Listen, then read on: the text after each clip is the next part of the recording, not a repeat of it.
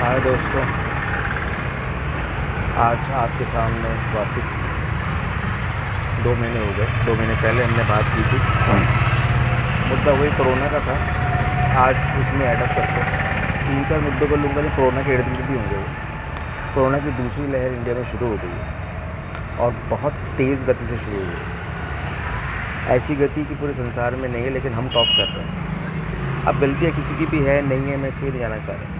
बात यह है कि हम इस चीज़ को मैनेज भी नहीं कर पा रहे, और अगर मैनेज करना चाह रहे होते तो क्या ये कोविड मैनेज हो जाता? ये दोनों डिबेटेबल इश्यूज़ हैं। डिबेट्स हो रही है न्यूज़ चैनल पे, हर जगह हम लोग इस चीज़ पे बहुत फोकस कर रहे हैं कि भाई कहाँ गलती रहेगी कहाँ नहीं रहेगी। लेकिन मेरे हिसाब से इन चीज़ों पे जाने का वक्त अब नहीं।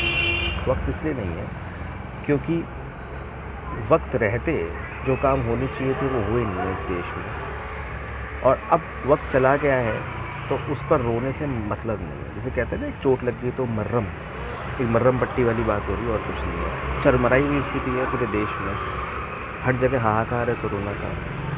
अब गलती आप किसी को डाल लो, मैं उस पर वापस मैं बात नहीं करना चाह रहा, क्योंकि गलतियाँ सरकारों से भी हुई है, गलतियाँ मैनेजमेंट से हुई है, गलतियाँ ब्यूरोक्रेसी में हुई है, गलतियाँ हर स्तर पर हुई है, हर लेवल पर हुई है, चाहे जनता हो चाहे कोई।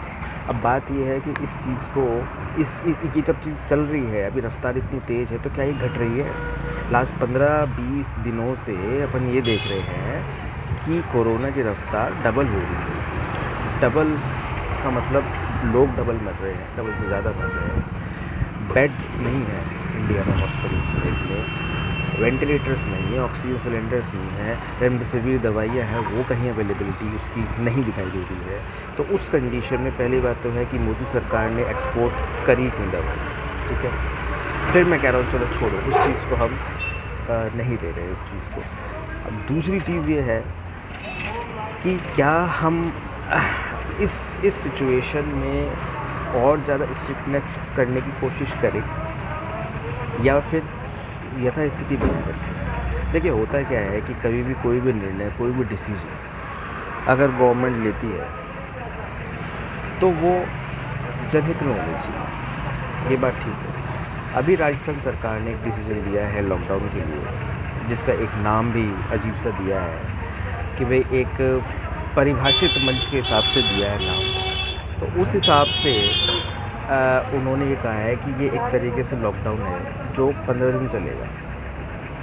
पखवाड़ा, सॉरी अब याद आ गया मुझे, पखवाड़ा एक शब्द निकाला है राजस्थान सरकार ने। तो पखवाड़ा शब्द अपने आप में एक कोई शब्द एक तरीके से एक डेफिनेशन दे दी, लेकिन उसका इफ़ेक्ट पर ये थी कि पखवाड़ा आपने शब्द मान लिया या रख दिया या एक तरीके से आपने डिक्लेयर कर दिया तो उसका इफ़ेक्ट कुछ ज़्यादा हो जाएगा, ऐसा कुछ भी नहीं है। पखवाड़ा अगर आपने 15 दिन का रखा तो उसमें 1-2 दिन आप देखें कि वाकई कोरोना की रफ्तार कम हो रही है। जब कोरोना की रफ्तार कम हो ही नहीं रही है तो उस पखवाड़े का फिर मतलब नहीं रहता। आप खुलवाइए दुकान, फिर लॉकडाउन का मतलब नहीं रहता। लॉकडाउन का मतलब है कि रिज़ल्ट ओरिएंटेशन, रिज़ल्ट आए उस चीज़ का, रिज़ल्ट आ नहीं रहा है और आप लॉकडाउन पर लॉकडाउन करे जा रहे हैं, तो इससे फ़ायदा है। हमारे एक बहुत अजीज़ मित्र है जितेंद्र गोयल जी, इनकी वो राष्ट्रीय अध्यक्ष है एक एसोसिएशन जिसका नाम है आर-मास, राष्ट्रीय मध्यम वर्गीय अधिकार संघ। बहुत अच्छा काम कर रही है सोसाइटी। हमने भी, मैं खुद इमली फाटक जयपुर में व्यापार संघ का उपाध्यक्ष हूँ, उनको समर्थन दिया है इस चीज़ का। उनका साफ कहना है, कि भैया जब कोरोना कम ही नहीं हो रहा है इस चीज़ से, इतने लॉकडाउन से, इतनी स्ट्रिक्टनेस से, इतने एडमिनिस्ट्रेशन बंदिशों से आप जनता का भला नहीं कर रहे हो, उनकी हानि कर रहे हो, उनके व्यापार धंधे चौपट कर रहे हो, वो भुखमरी से मर जाएंगे।